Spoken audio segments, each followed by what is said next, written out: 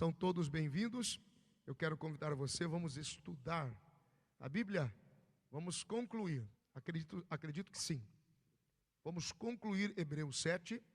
Nós estamos estudando a Epístola aos Hebreus, capítulo por capítulo. E nós estamos no capítulo 7.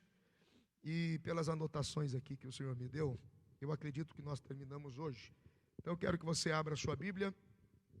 Se você trouxe aí caneta, papel, enfim, você que gosta de anotar na sua Bíblia, encorajo você a fazê-lo. Hebreus, capítulo de número 7, e vamos já para o verso de número 11.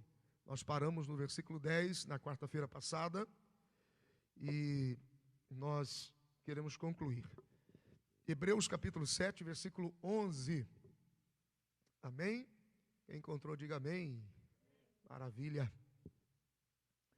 Está feliz pela ministração do louvor? Gostoso. Depois nós vamos apresentar com maior distinção. Mas estão conosco o Rafael e meu filho, Ben, que vieram lá do Cefenai para uns dias, final de ano, retornam já no início de janeiro. Então nós vamos aproveitá-los aí para ministrar sobre nós. Amém? Depois a gente apresenta direitinho. Versículo 11 do capítulo 7 da Epístola aos Hebreus. De sorte que, se a perfeição fosse pelo sacerdócio levítico, porque sobre ele o povo recebeu a lei, que necessidade havia mais de que outro sacerdote se levantasse, segundo a ordem de Melquisedeque, e não fosse chamado segundo a ordem de Arão? Porque, mudando-se o sacerdócio, necessariamente se faz também mudança da lei. Porque aquele de quem estas coisas se dizem pertence a outra tribo, da qual ninguém serviu ao altar. Visto ser manifesto que o nosso Senhor procedeu de Judá, e concernente a essa tribo, nunca Moisés falou de sacerdócio. Estou lendo bem pausado. Se você, salvo, talvez o seu conhecimento bíblico seja muito pequeno. Talvez você tenha lido muito pouco a Bíblia. Mas se você é curioso, já leu, trazer a sua memória, de forma pausada, você já vai se encontrando no assunto. Estamos falando da tribo sacerdotal de Levi, que não era real, porque a tribo real vem de Judá, que não era contado como tribo real, mas porque Melquisedeque, rei de Salém, rei da paz, príncipe da paz, Jerusalém, sacerdócio eterno, que manifesta Cristo, Cristo Messias por raiz davídica, do rei Davi. Então, você vai vendo que Deus, na sua divindade e soberania, trabalhou de forma perfeita. E todas as coisas contribuíram para a manifestação do Messias e, consequentemente, o sacerdócio universal da igreja.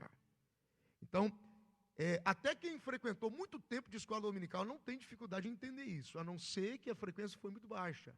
Mas a leitura calma da Bíblia, porque a Bíblia precisa ser lida com calma, já vai se tornando claro o assunto. Olha só, versículo 15. Eu vou retornar aqui o 14, olha só. Visto ser manifesto que o nosso Senhor procedeu de Judá, e concernente a essa tribo, nunca Moisés falou de sacerdócio. 15. E muito mais manifesto é ainda, se a semelhança de Melquisedeque se levantar outro sacerdote, que não foi feito segundo a lei do mandamento carnal, mas segundo o poder da vida incorruptível.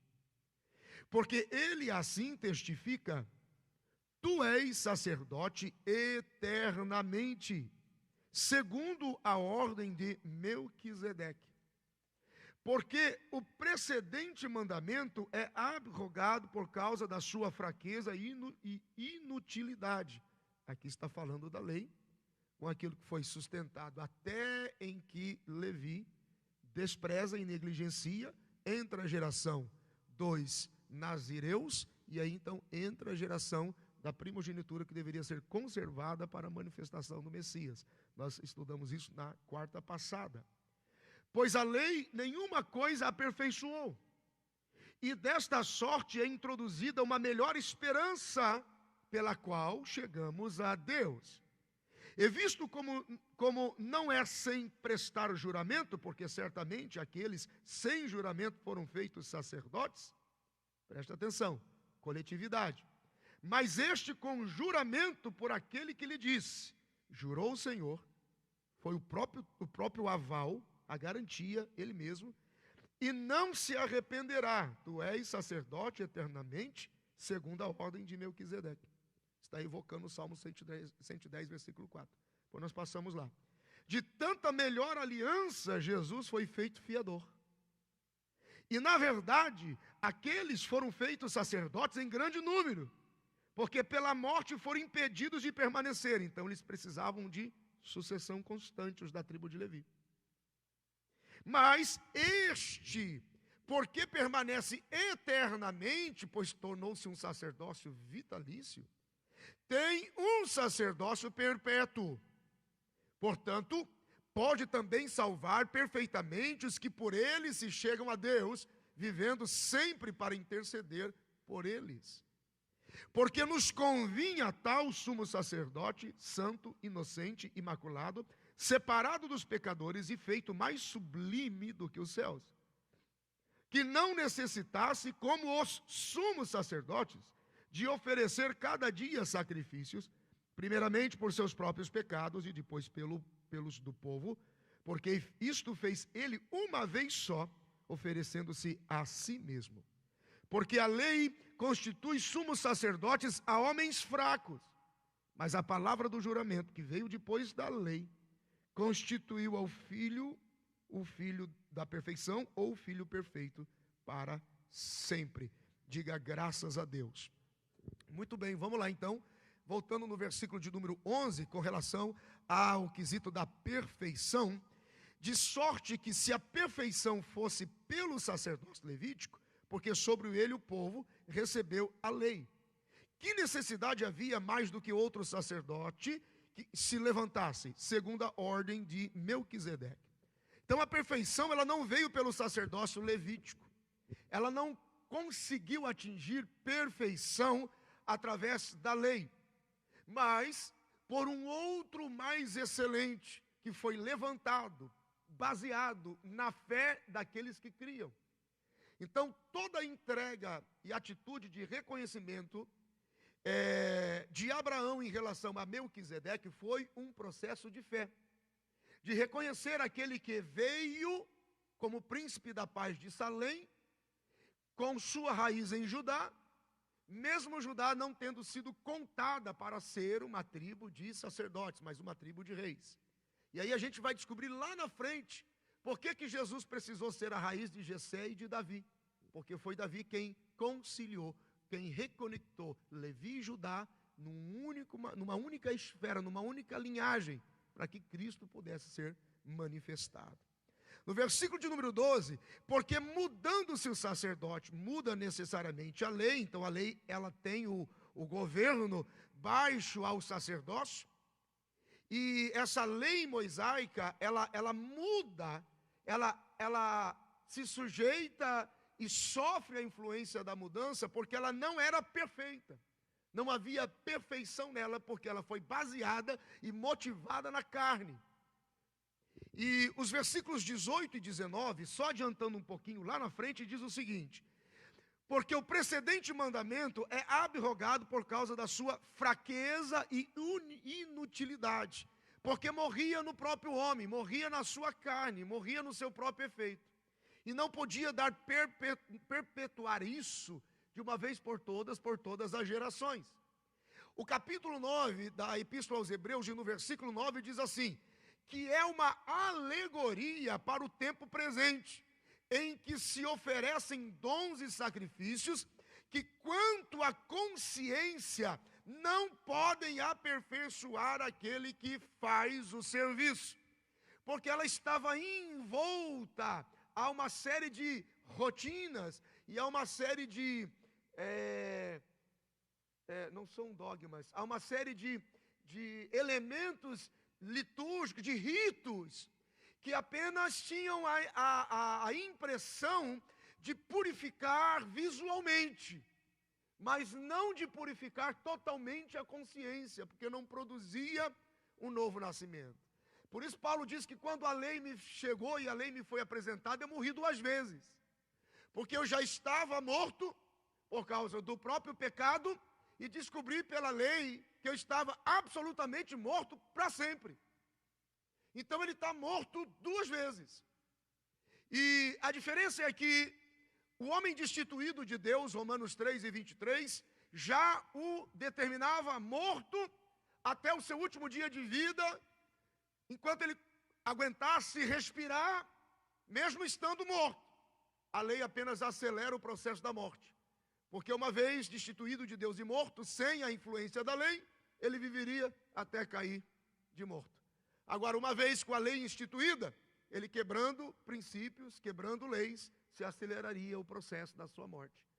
E essa morte, pela lei, só o faria permanecer ou o estabeleceria em um estado eterno de morte para sempre. Então, ela era inútil para qualquer outro tipo de reconciliação, perdão, justificação, regeneração. Na verdade, só evidenciava e se certificava de que a carne realmente era uma carne de pecado, uma vida de pecado, que só servia para morrer. Então, que significado tinha, ou que valor tinha viver? Então, essa lei perde a utilidade, ela se torna inútil, porque ela organizava bem a ideia da carne, mas não trazia uma nova consciência. No capítulo de número 10 do escritor aos Hebreus, e no versículo de número 1 diz: porque tendo a lei a sombra dos bens futuros, e não a imagem exata das coisas, nunca pelos mesmos sacrifícios que continuamente se oferecem cada ano, pode aperfeiçoar os que a ele se chegam. Porque a consciência não era mudada, não era transformada. De outra maneira, teriam deixado de se oferecer, porque, purificados uma vez os ministrantes, nunca mais teriam consciência de pecado. Nesses sacrifícios, porém, cada ano se fez comemoração dos pecados, porque é impossível que o sangue de touros e de bodes tire os pecados. Por isso, entrando no mundo, diz: sacrifício e oferta não quiseste, mas um corpo me preparaste. Holocaustos e oblações pelo pecado não te agradaram. Então diz: eis aqui venho, no princípio do livro está escrito de mim, para fazer, ó Deus, a tua vontade. Como acima diz: sacrifício e ofertas e holocaustos e oblações pelo pecado não quiseste, nem te agradaram os quais se oferecem segundo a lei. Então diz: eis aqui venho para fazer, ó Deus, a tua vontade. Tira o primeiro para estabelecer o segundo, na qual vontade temos sido santificados pela oblação do corpo de Jesus Cristo, feito uma única vez. E assim todo sacerdote aparece cada dia, ministrando e oferecendo muitas vezes os mesmos sacrifícios, que nunca podem tirar os pecados. Mas este, havendo oferecido para sempre um único sacrifício pelos pecados, está assentado à destra de Deus. Quantos podem dizer graças a Deus? Veja que ao longo do tempo, de todas as gerações, e sobrenaturalmente nesse sacerdócio aqui de Melquisedeque, esse sacerdócio que dura para sempre, que é essa manifestação de Cristo, e a forma com que Deus provoca, dá segurança de que as gerações não iriam se perder, é a garantia de que o que nós fazemos e o que nós cremos está fundamentado em Deus e tem como base a vontade única e absoluta dele. Diga graças a Deus. Por que que isto precisava ser assim? Porque havia sido profetizado pela boca do próprio Deus, e ele, como o aval, jurando por si mesmo, deu testemunho disso lá atrás no Salmos de número 110. Se você puder mover a sua Bíblia um pouquinho, por favor. Salmos de número 110. E a Bíblia diz no verso de número 4: jurou o Senhor, porque aqui nós estamos falando sobre o reino do Messias. Para ficar um pouco mais coerente, Volta no versículo 1 do Salmo 110. Disse o Senhor ao meu Senhor: assenta-te à minha mão direita, até que ponha os teus inimigos por escabelo dos teus pés.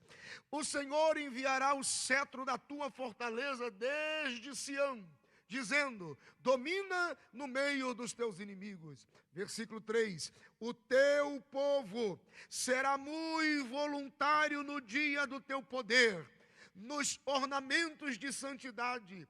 Desde a madre da alva, tu tens o orvalho da tua mocidade. Jurou o Senhor, e não se arrependerá. Tu és um sacerdote eterno, segundo a ordem de Melquisedeque. Diga graças a Deus para isso. Era assim que deveria acontecer. Foi assim que se entendeu. Foi assim que Davi declarou neste salmo, dizendo: tudo estava no seu absoluto controle, e eu me tornei um canal da manifestação deste sacerdócio eterno. Por isso a igreja nos dias de hoje, no seu sacerdócio universal, torna-se o canal da manifestação desse sacerdócio eterno, que é a manifestação de Cristo Jesus. Diga graças a Deus por isso. Bendito seja o nome do Senhor. Estabeleceu-se o sacerdócio maior, estabeleceu-se o sacerdócio suficiente, que foi o sacerdócio de Cristo, o sacerdócio superior, e a Ele seja a glória para sempre. Diga graças a Deus. Vamos avançar um pouquinho mais ali nos versículos 13 e 14, por favor. Diz assim: porque aquele de quem estas coisas se dizem, pertencem a outra tribo, da qual ninguém serviu ao altar. Os sacerdotes vinham da tribo de Levi, mas Cristo surge da tribo de Judá. Jerusalém se torna a cidade de referência, e é de lá que esse reino, que esse rebento, que essa raiz, que esse sacerdócio messiânico davídico se manifesta. Versículo 14: visto ser manifesto que o nosso Senhor procedeu de Judá, Ele assume esse sacerdócio eterno, sobrenatural, como Messias davídico. Por isso que Ele era reconhecido e chamado de Senhor nos seus dias. Porque o sinal que o caracterizaria como Messias esperado para os judeus era a habilidade, o poder, a capacidade que ele tinha de determinar aos demônios e às enfermidades que saíssem. E os sinais e os milagres para os judeus só poderiam ser feitos pelo Messias. E essa raiz davídica é esse sacerdócio eterno em Melquisedeque, esse senhorio vai se manifestando à medida que Israel vai desprezando esse sacerdócio através da tribo de Levi. Então aquilo que Israel deixou, aquilo que Israel desprezou, aquilo que ele deixou de ser, Deus começa a realizar através de Cristo e estende essa manifestação através da igreja. Bendito seja o nome do Senhor. Diga graças a Deus por isso. Nós, como igreja, somos a continuação desse sacerdote nele, porque ele nos fez reis e sacerdotes, povo seu, e nós comungamos desta graça, nós comungamos desse favor liberado sobre nós. A proposta de Êxodo 19, 5 e 6 era para que de Israel e da tribo dos levitas, e a partir dos primogênitos, depois dos levitas, depois do nazireado, pudesse sair o sacerdócio universal, que todas as nações pudessem ser envolvidas. Mas Israel não quis se importar com as outras nações. E curiosamente, até nos dias de hoje, Israel não se importa com as outras nações. Eles são uma nação absoluta, segundo o querer deles, o efetuar deles, o pensamento deles, a atitude deles. E é interessante que você não pode se tornar judeu se não nascer numa família judeu. Você não adquire cidadania junto dos judeus. Eles são uma nação isolada, separada, independente. Eles não produziram efeito, influência em nada, a não ser absorver a riqueza das nações e trazer de volta para a terra. Então eles simplesmente se fecharam no mundo deles. Agora, não era esse o projeto de Deus. O projeto de Deus não era um sacerdócio local, nacional. Era um sacerdócio universal. Por isso que a igreja, ela se torna semelhante à congregação e à tribo de Levi. Porque a tribo de Levi não tinha herança por eles mesmos. E eles viviam do favor e da contribuição das outras tribos. Assim também a igreja. A igreja está nele. A igreja não tem herança aqui. O nosso descanso não é aqui, a nossa recompensa não é aqui. Nós somos a nação sacerdotal dele. A nossa herança é reinar com ele um dia em Jerusalém. Quantos podem aplaudir a Jesus por isso? Diga alguma coisa a ele, seja glória para sempre. Bendito seja o nome do Senhor. Aleluia. E é a igreja que tem sido bênção para todas as nações. Você não vê os judeus com frente missionária. Você não vê os judeus enviando missionário para a Índia, para a China, para o Afeganistão, para o norte dali, para o norte da África, para o sul da África, seja onde for. Mas a igreja está lá, enviando, sustentando, orando, ajudando, apoiando, falando de Jesus, testificando. E assim seja a glória, e a Deus seja a glória para sempre. A nossa herança será com ele um dia na nova Jerusalém. Diga graças a Deus. Bendito seja o nome do Senhor. É por isso que nele, com ele, por ele e para ele somos nação sacerdotal. Diga graças a Deus. Quando você tomar consciência disso, querido, quando você entender a responsabilidade disso, meu irmão, você nunca mais vai enfrentar as lutas do mesmo jeito. Você nunca mais vai enfrentar as adversidades do mesmo jeito, porque você é sacerdote nele, com ele, por ele, para ele. Quando você se posiciona no nome dele, pela graça dele, cheio da palavra dele, bendito seja o nome do Senhor. Diga graças a Deus.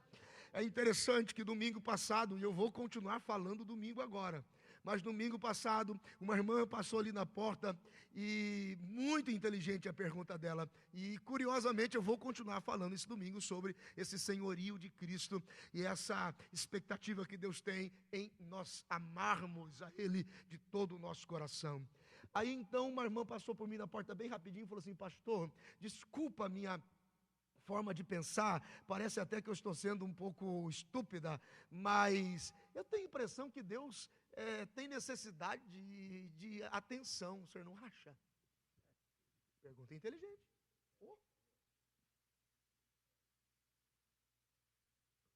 Quando você lê Marcos capítulo 14, quando você lê Lucas 7, Lucas 14, quando você vê Mateus 6, e você vê assim, amai a Deus com todas as suas forças, de todo o seu entendimento, de todas as suas atitudes, com todo o seu coração. Ame a Deus, busque a Deus. Olha a inteligência dessa irmã. Jesus chega e diz assim: buscai as coisas que são de cima, a justiça de Deus, e só depois as demais coisas lhe serão acrescentadas. A irmã me perguntou assim: Deus está chamando muita atenção, não está, pastor? Você nunca se perguntou por que Deus precisa de tanta atenção, se é que Ele precisa? Por que Deus quer tanta atenção? Por que Deus quer que a gente o ame tanto assim? E com tanta intensidade? Por que devemos buscá-lo? E de preferência de madrugada? E de preferência de todo o coração? E de preferência com todo o amor? E de preferência que seja a justiça do reino dele e acima de qualquer coisa? E por que a gente tem que orar como Paulo dizendo: ainda bem que eu perdi um monte de coisa, porque só restou Cristo para mim? Que tanta necessidade é essa que Deus tem de ser sempre o primeiro, sempre o primeiro, sempre o primeiro? E aqui que está a grande deixa. Não tem nada a ver com Ele. Na verdade, Deus não precisa de nada da gente. Nada. Um dos nomes de Deus na Bíblia é El Shaddai, que significa todo-poderoso, e também é traduzido por Ele é suficiente nele mesmo. Ele não precisa de nada. Nada. Então por que ele exige tanta atenção assim? Porque não tem a ver com ele, tem a ver com a gente. A atenção não é para ele, ele exige atenção de nós, porque a gente precisa disso. A gente precisa disso. Sabe quando os pais exigem coisas dos filhos? E dizem assim, não é nesse horário, volte mais cedo, não faça assim. Mas por que o senhor está falando? Porque eu sou seu pai e você precisa me obedecer. Eu preciso que você me responda e que você me obedeça e que você chegue na hora. Será que é porque os pais têm necessidade de autoafirmar? Não, os pais não determinam coisas sobre os seus filhos porque eles têm necessidade de autoafirmar como pai. É por causa... Na verdade, quem precisa disso não são os pais, são os filhos. É uma questão de proteção. Deus não quer que você o ame porque Ele precisa do seu amor. Deus quer que você o ame para que nada mais nesta vida ocupe o seu coração a não ser Ele. Que Ele seja a única coisa que ocupe a sua vida. Porque todo o resto lá fora vai viciar você, matar você, destruir você, afastar você da família, da graça, dos amigos. Mas se você amá-lo de todo o seu coração, Ele vai ser o único Senhor da sua vida. Então nada mais lá fora vai tomar você dele. Então não é por ele, é porque ele quer te proteger. Diga glória a Deus por isso. Ele é suficiente nele mesmo. Lembra quando eu preguei sobre o escândalo da carne na ceia passada? E algumas pessoas saíram dando cabeçada na parede. Jesus disse, enquanto você continuar comendo esse pão, ele vai te levar no máximo ao sepulcro. Mas se você comer do pão que eu te dou, eu te levo para a vida eterna. Na verdade, não tenho nada aqui. Se você quiser ou não quiser, o problema é seu. Mas se você comer do meu, pelo menos eu te levo para cima. Eu te levo para a vida eterna. É só uma questão de proteção. Diga, graças a Deus, se você entende isso. Tudo é nele, por ele, para a glória dele. É Cristo. Amém? Agora veja os versículos 15 e 16 de Hebreus 7. E muito mais manifesto é, ainda, se eu fosse você não perdia domingo, hein? E muito mais manifesto é ainda, se a semelhança de Melquisedeque se levantar outro sacerdote, que não foi feito segundo a lei do mandamento carnal, mas segundo o poder da vida incorruptível. Esse sacerdócio eterno, vitalício, superior ou suficiente, o sacerdócio de Cristo, que foi gerado e teve raiz em Judá, porque Davi tem uma séria participação aí. Veja que Levi era uma tribo sacerdotal e não real. E Judá era uma tribo real, porém não sacerdotal. O sacerdócio de Melquisedeque, e a Bíblia diz rei de Salém, ou príncipe da paz, ou aquele que vem de Jerusalém, tornando-se capital em Judá, sobrenaturalmente agora, ele ativa no propósito de Deus a raiz de Jessé, toda a raiz de Davi, que vai manifestar o sacerdócio do Messias davídico lá na frente. Quando Davi entra no templo, e ali agora ele chama a atenção para o sacerdócio universal. Não havia expectativa em Judá para que o rei pudesse ser tão poderoso assim. Quando o Salmo 110, versículo 1 diz, disse o Senhor ao meu Senhor. Veja que ele está trafegando sobre a sobrenatural manifestação já do Messias. De uma forma eterna, preeminente, ele estava estabelecido lá.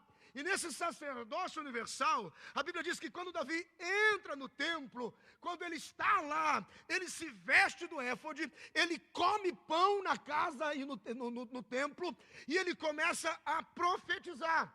Então ele assume sobre ele 3 condições.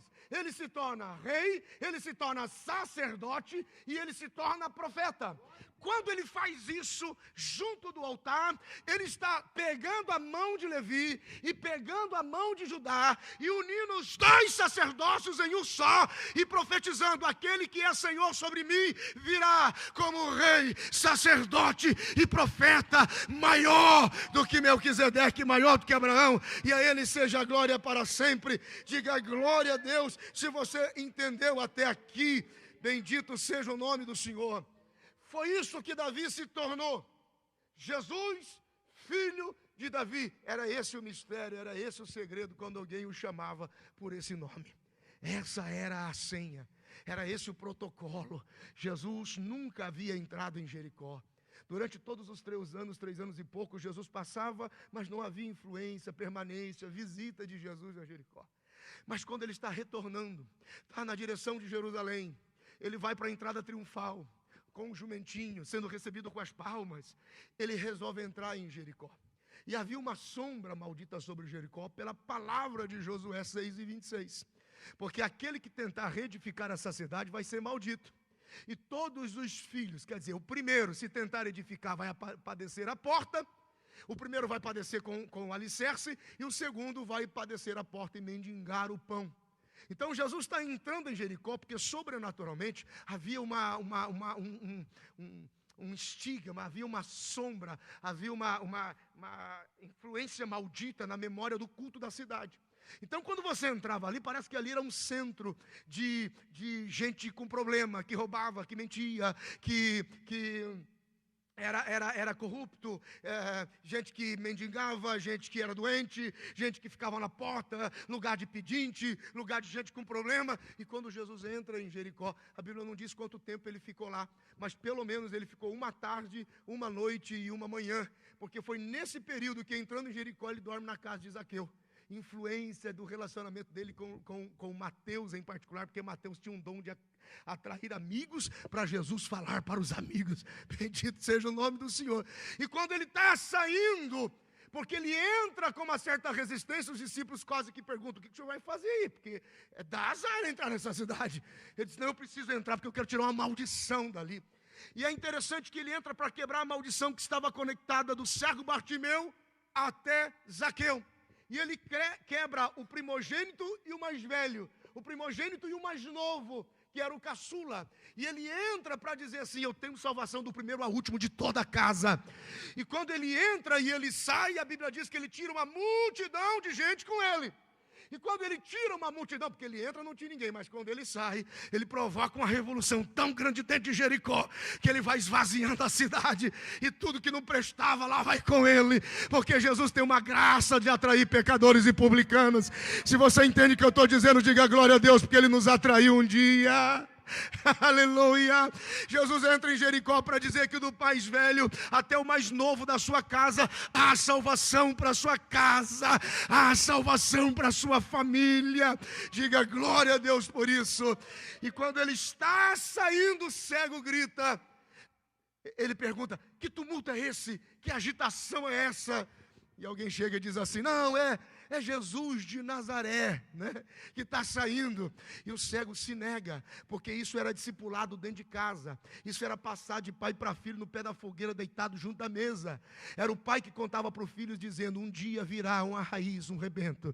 Um dia virá um Messias davídico. Um dia virá da raiz de Jessé, o filho de Davi, que se manifestará entre nós e atrairá muitos a ele e livrará muitos da influência do diabo e das enfermidades. E talvez, eu não sei se Bartimeu perguntou algum dia: mas é muita gente que ele vai? É muita gente.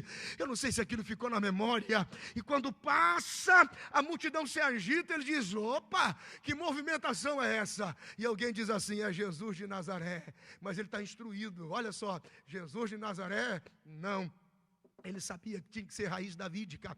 Ele sabia que tinha que ser da raiz de Jessé. Tinha que vir não da tribo de Levi, tinha que vir da tribo de Judá. Então ele traz à memória o ensinamento do pai e diz: não, peraí, Jesus não é de Nazaré. Jesus cresceu em Nazaré. Se é quem o meu pai diz que é, se é aquele que vai levar uma multidão com ele, vai livrar a gente dessa vida dura, então ele só pode ser o Messias, o filho de Davi, porque ele sim, ele é de Efrata, ele é de Belém, ele é de Judá, ele é raiz de Jessé, ele é filho de Davi. Eu não tenho nada a perder. E ele grita dizendo: Jesus, filho de Davi, tem misericórdia de mim. Aquela multidão inteira não segurou a Jesus, mas quando o cego gritou: filho de Davi, diz a Bíblia, Jesus parou. Quem falou isso? Quem disse isso? Eu queria ver a cara dos discípulos dizendo: foi o cego que te viu. Porque na igreja é assim também. Tem gente que enxerga muito, mas não vê nada. O cego não via nada, eu enxergava tudo. É o filho de Davi, só pode ser E ele diz: traga aquele cego aqui, rapaz. Ele estava debaixo de um manto de maldição. E quando ele chega, ele diz: você quer fazer alguma coisa para melhorar a sua vida? Você quer um cão-guia? Você quer uma escola de braille? Você quer uma Torá com um buraquinho para você poder ler com as mãos? Você quer uma ajuda de dinheiro? Ele diz: Senhor, eu só quero voltar a enxergar. Porque se eu puder voltar a ver, o resto eu consigo. Saúde e paz, o resto a gente corre atrás. Fica tranquilo. E se você prestar atenção no diálogo, Jesus vai falando com ele e vai seguindo, porque tem que ir a Jerusalém na entrada triunfal. Então ele olha e diz assim: ó, vai, a tua fé te salvou. Vê. E a Bíblia diz: e imediatamente viu, e imediatamente começou a seguir Jesus pelo caminho. Porque depois que você abre o olho, não tem outro caminho a não ser seguir a Jesus, irmão. Abre o teu olho e segue Ele. Ele é o sacerdócio maior do que Melquisedeque, Ele é a nossa esperança. E curiosamente, aquele cego vivia debaixo de um manto de maldição, dizendo: isso é infeliz, está pagando preço porque é maldito, está mendigando, está na porta da casa, é sofrido, é miserável e tal. Então só tinha palavras malditas sobre ele. Mas de repente ele segue na caravana de Jesus, a convite de Jesus. Ele vai entrando em Jerusalém, e entrando em Jerusalém é o momento ele vai sendo recebido com palmas, ele vai sendo recebido com uma euforia, ele vai sendo recebido com uma alegria. E daqui a pouco o cego que lá atrás era chamado de maldito, agora ele está numa caravana e ele ouve assim: ó, bendito que vem no nome do Senhor, bendito que vem no nome do Senhor, bendito que vem no nome bendito que vem no nome do Senhor. Faz o seguinte: abre o teu olho, segue Jesus e seja bendito em nome do Senhor. Quantos podem aplaudir a Jesus? E a Ele seja a glória para sempre. O cego diz: isso tem que funcionar, isso é a geração davídica, isso é Messias, essa é a nossa esperança. E ele clama por isso. Versículo 17, dá uma olhadinha. Aleluia. Versículo 17 e 18. Porque ele assim testifica: tu és sacerdote eternamente, segundo a ordem de Melquisedeque. Porque o precedente mandamento é abrogado por causa da sua fraqueza e inutilidade. Por quê? Porque a lei isolava Israel de todos os outros povos. Assim como o denominacionalismo religioso tradicional teve a intenção triste e infeliz de separar o que era para ser a igreja de todos os povos, separar e isolar as pessoas das pessoas e das gentes. Cristo se torna o sacerdote, versículo de número 17, sacerdote eternamente, porque ele reunia em si mesmo todas as nações. Ele reunia em si mesmo todos os povos. E agora ele edifica a igreja para as nações, para ser bênção às nações, para alcançar as nações. A igreja de Jesus, ela é o elo de conexão entre judeus e gentios. Na igreja, muitos nos conectam com a ideia gentílica, mas os gentios têm conotação de diferença religiosa em relação a judeus. Nós somos aquele povo não contado, nós somos aquela grande geração não contada, nós somos aquela multidão entre as nações não contadas. Esta nação reconcilia judeus, samaritanos, gentios, porque a igreja assume essa manifestação do corpo de Cristo, se torna o elo de conexão, o corpo de Cristo numa só fé, numa só esperança. A igreja não tem acepção para as nações, ela é um sacerdócio universal dentro de todas as famílias da terra. Você pode glorificar ao Senhor por isso. Você precisa, como diria um amigo meu, você precisa se dar valor. Você precisa se dar valor, porque em você está o sacerdócio sobrenatural que conecta todas as nações, que conecta todas as gerações, e a Ele seja a glória para sempre. Diga graças a Deus. É por essa razão que a igreja não tem herança nessa terra. É por essa razão que a igreja não tem herança aqui. A nossa herança é a nova Jerusalém, reinar com Ele, e a Deus seja a glória para sempre. Abra a sua Bíblia.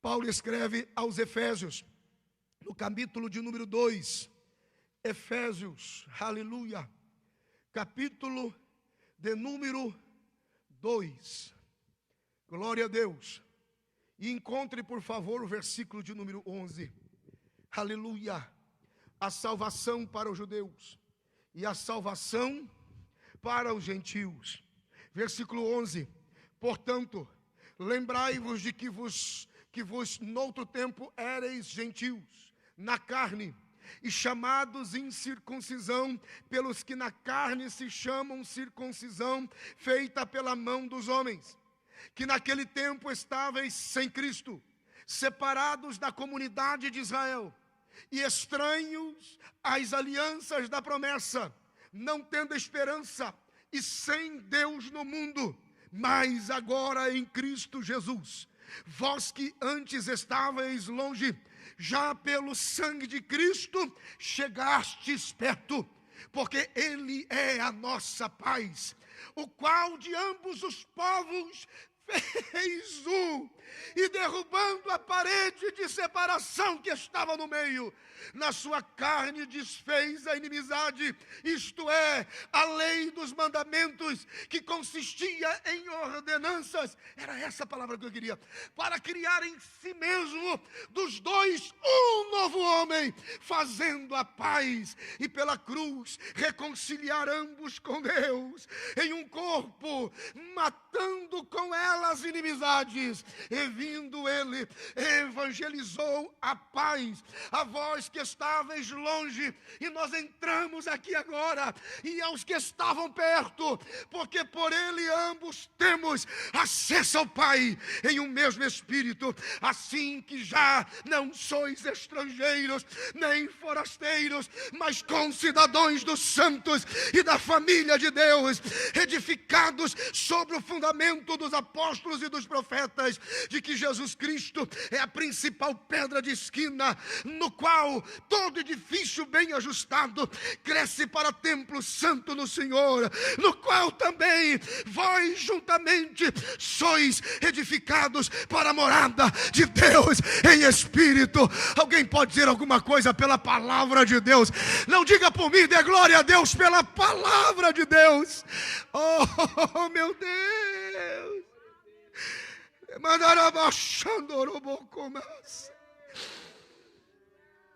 Ah, bendito seja o nome do Senhor. A igreja, sacerdócio universal, que conecta as nações, que abençoa as nações, que pode manifestar Cristo através das nações. Eu e você somos a igreja. Diga graças a Deus. Versículo 19, vamos chegando no final. Pois a lei nenhuma coisa aperfeiçoou. Quer dizer, só tem uma coisa que a lei fez de bom. Ela manifestou um sacerdócio eterno mais excelente, que manifestasse um sacerdócio universal e nos fizesse ser igreja nele. Então, na verdade, ela tem uma coisa. Eu digo que ela tem um benefício. O benefício é essa manifestação de um sacerdócio muito mais excelente, muito maior. A Deus seja a glória. Vamos nos versículos 20 a 23 agora, por favor. E visto como não é sem prestar juramento, porque certamente aqueles sem juramento foram feitos sacerdotes. Veja, o sacerdócio baseado em aqueles que no altar sem juramento ou compromisso, porque Deus faz o seu juramento em Salmo 110, versículo 4. Então, a seguir, mas este conjuramento por aquele que lhe disse, jurou o Senhor e não se arrependerá. Salmo 110, versículo 4. Tu és sacerdote eternamente segundo a ordem de Melquisedeque, versículo 22, de tanto melhor aliança Jesus foi feito tutor. Se você fizer uma conexão do versículo 22 com Hebreus capítulo 8, versículo 6, fica assim. Vamos supor que você leu o 22 e o 6, 22 e depois o 6, fica assim, ó. De tanto melhor aliança Jesus foi feito fiador. 6 do capítulo 8, mas agora alcançou ele ministério tanto mais excelente, quanto é mediador de uma melhor aliança, que está confirmada com melhores promessas. Bendito seja o nome do Senhor, diga graças a Deus. Esse sacerdócio tem um juramento e uma garantia, que é Deus. Versículo já 24 agora. Mas este, porque permanece eternamente tem um sacerdócio perpétuo, portanto, pode também salvar perfeitamente os que por ele se chegam a Deus, vivendo sempre para interceder por eles, porque agora a garantia do sacerdócio de Melquisedeque era uma garantia de um sacerdócio com imortalidade, que se transferiria para essa manifestação do Messias, de Cristo, da igreja como um todo. Versículo 27, que não necessitasse, como sumos sacerdotes, de oferecer cada dia sacrifícios, primeiramente por seus próprios pecados e depois pelos pecados do povo, porque isto fez ele uma vez, oferecendo-se a si mesmo. O sacerdócio de Cristo é um sacerdócio eterno, aonde ele mesmo, como cordeiro, se entregou por todos nós uma só vez. No Evangelho de João, no capítulo de número 17, no versículo 19, a Bíblia diz: porque eu mesmo me entrego, porque ele mesmo disse, pois ele disse, me santifico a mim mesmo, para que eles sejam santificados através de mim, através da verdade. Bendito seja o nome do Senhor. E então no versículo 28 concluímos: porque a lei constituiu sumos sacerdotes a homens fracos, mas a palavra do juramento, que veio depois da lei, constituiu ao Filho perfeito para sempre. Diga graças a Deus. O versículo 28 dá testemunho do Pai. Mateus capítulo 3, versículo 17. E levantando-se da água, o céu se abriu, e uma pomba, o Espírito em formato corpóreo de uma pomba repousa sobre ele, e aquele que jurou deu testemunho, dizendo: o que eu jurei e prometi, sem arrependimento cumpri. Este é meu Filho amado, em quem tenho prazer, porque ele é perfeito. Diga glória a Deus.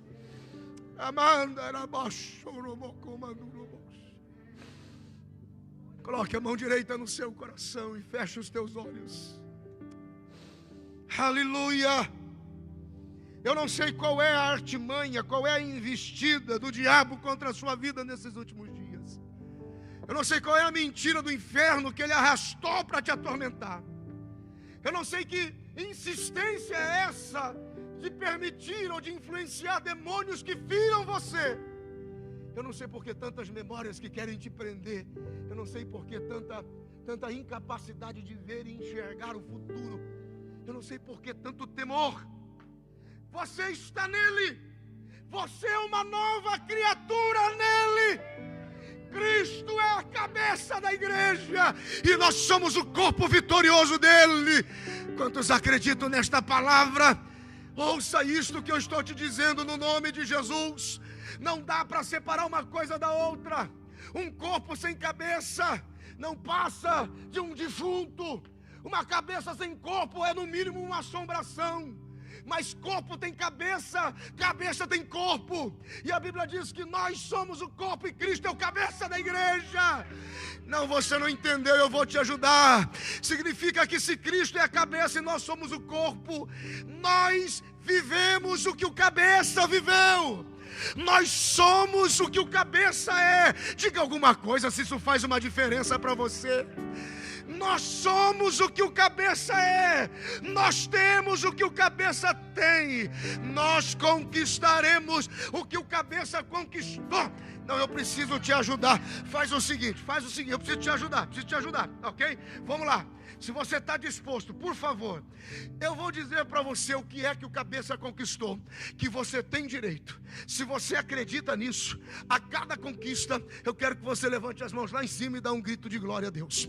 Se você achar que te serve, tá bom? Se não, você fica quietinho, vai para casa e cuida da sua vida, ok? Vamos falar, em nome de Jesus. Deixa eu só te falar.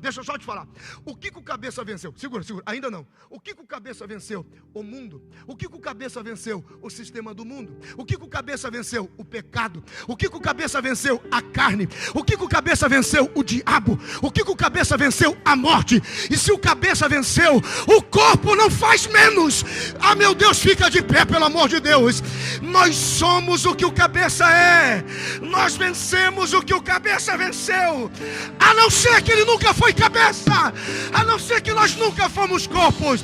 Vocês estão preparados para dar glória a Deus? Eu vou declarar em alto e bom som, para que o mundo espiritual saiba: aquilo que o cabeça venceu, o corpo vence.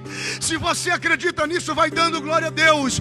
O cabeça venceu o mundo. O cabeça venceu o mundo. Você também vai vencer. O cabeça venceu o sistema do mundo. Glória a Deus. O cabeça venceu o sistema do mundo. Você também vai vencer. O cabeça venceu o pecado. Você também vai vencer. O cabeça venceu a carne. Você também vai vencer. O cabeça venceu a morte. Você também vai vencer. E o cabeça venceu o diabo, pisando a cabeça de Satanás. Dá glória a Deus.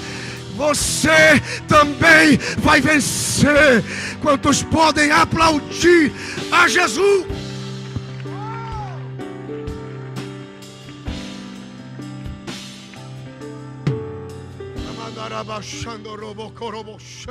Glória a Deus. Glória a Deus, glória a Deus, glória a Deus, glória a Deus, glória a Deus, glória a Deus, glória a Deus, glória a Deus, glória a Deus, glória a Deus, glória a Deus, glória a Deus, glória a Deus, glória a Deus, glória a Deus, glória a Deus, glória a Deus, glória a Deus, glória a Jesus.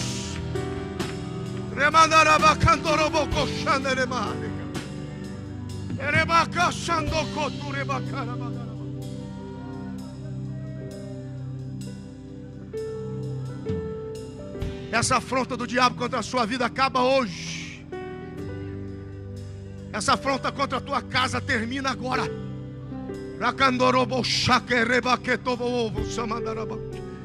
Em nome de Jesus, se Ele é o cabeça e eu e você somos o corpo, toda a influência do diabo contra as suas finanças acaba agora pelo poder do nome e do sangue de Jesus.